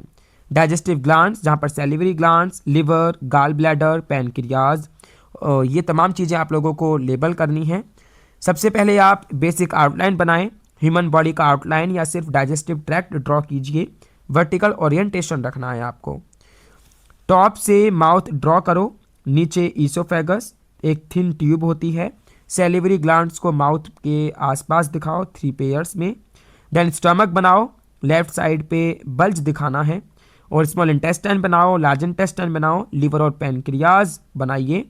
Stomach के ऊपर राइट साइड ड्रॉ कीजिए और लेबल ज़रूर कीजिए। ठीक है डियर स्टूडेंट्स, आपको नीट और क्लियर डायग्राम बनाना है, पेंसिल का यूज़ करना है। लेबल्स जो हैं वो क्लियरली लिखे होने चाहिए एरो के मार्क के साथ। रूलर से लेबल लाइंस आप लोगों को ड्रॉ करनी है। प्रपोर्शंस आप लोगों को मेंटेन करते हुए चलना है। लगभग 10 पार्ट आप लोगों को लेबल करने हैं। ओवरलैपिंग बिल्कुल नहीं करनी है, अनक्लियर पार्ट्स नहीं बनाने हैं। बहुत ज़्यादा छोटा डायग्राम नहीं होना चाहिए, बहुत ज़्यादा बड़ा डायग्राम नहीं होना चाहिए। कुछ भी इंपॉर्टेंट पार्ट आपको लोगों को मिस नहीं करने हैं। डर्टी और रफ वर्क करने से बचना है। करेक्ट स्ट्रक्चर होगा तो 1.5 नंबर मिलेंगे, प्रॉपर लेबल्स होंगी तो 1 नंबर मिलेगा और नीटनेस के ऊपर आधा नंबर मिलेगा। इसी के और में क्वेश्चन पूछा है, what is the role of the acid in our stomach. हमारे स्टमक में एसिड, हाइड्रोक्लोरिक एसिड के इंपॉर्टेंट रोल होते हैं, जिसमें एसिडिक जो है वो एसिडिक मीडियम क्रिएट करता है। स्टमक का पीएच होता है अप्रोक्सीमेटली 1.5 to 3.5, जो कि काफ़ी ज़्यादा एसिडिक होता है। और ये एसिडिक मीडियम पेप्सिन एंजाइम को एक्टिवेट करता है। पेप्सिन प्रोटीन डाइजेस्ट के लिए ज़रूरी है और एसिडिक पीएच पेप्सिन के लिए ऑप्टिमल कंडीशन प्रोवाइड करता है। दूसरा ये है कि ये जितने भी हार्मफुल बैक्टीरिया होते हैं या जर्म्स होते हैं स्टमक में, उनको अंदर एंटर करने से बचाता है। और HCl की हाई एसिडिटी इन बैक्टीरिया को मार देता है। और ये एक डिफेंसिव मैकेनिज्म है बॉडी का और फूड बॉर्न इन्फेक्शन से प्रोटेक्ट करता है। और ये जो है कैल्शियम और आयरन एब्जॉर्ब करने में भी हेल्प करता है। ये मिनरल्स को सॉल्युबल फॉर्म में कन्वर्ट कर देता है। और मैं आप लोगों को यहाँ पर एक नोट भी शामिल करना चाहूँगा कि अगर स्टमक में ज़्यादा एसिड बन जाए या मुक्वस लेयर वीक हो जाए तो एसिडिटी या अल्सर हो सकता है। एग्ज़ाम में आप ऐसे लिख सकते हैं। अब रोल क्या होता है ये मैंने आप लोगों को बता दिया। अब इसका बी पार्ट है, show the movement of water during transpiration in a tree with the help of a label diagram. तो देखिए ट्रांसपिरेशन के टाइम ट्री में वाटर का मूवमेंट दिखाना है। डायग्राम बेस्ड ये क्वेश्चन पूछा गया है। ट्रांसपिरेशन क्या है? प्लांट्स के एरियल पार्ट्स, जहाँ पर लीव्स और स्टेम की बात करें, उनसे वाटर वेपर का लॉस मेनली स्टोमेटा जो लीफ पोर्स होते हैं उनके थ्रू होता है। और ये एक फिजिकल प्रोसेस है, एनर्जी प्लांट की नहीं लगती। वाटर मूवमेंट्स का पाथवे शो करना है, root, stem, leaves, atmosphere. Step by step आप लोगों को लिखना है और डायग्राम बनाना है। तो इस तरीके से ये जो है आप इसका आंसर जो है लिख पाएंगे। मार्किंग की बात करें तो correct structure showing root to leaf pathway, जिसका 1.5 नंबर मिलेगा। प्रॉपर लेबल्स आप लोगों को दिलाएगा 1 नंबर, जिसमें एरो जो हैं वो शो कर रही हैं बिल्कुल प्रॉपर डायरेक्शन वाटर मूवमेंट की, जो आपको दिलाएगा आधा नंबर। याद रखिएगा ट्रांसपिरेशन पुल, जब लीव्स से वाटर इवापोरेट होता है तो एक संक्शन फोर्स क्रिएट होता है जो नीचे से वाटर को पुल करता है।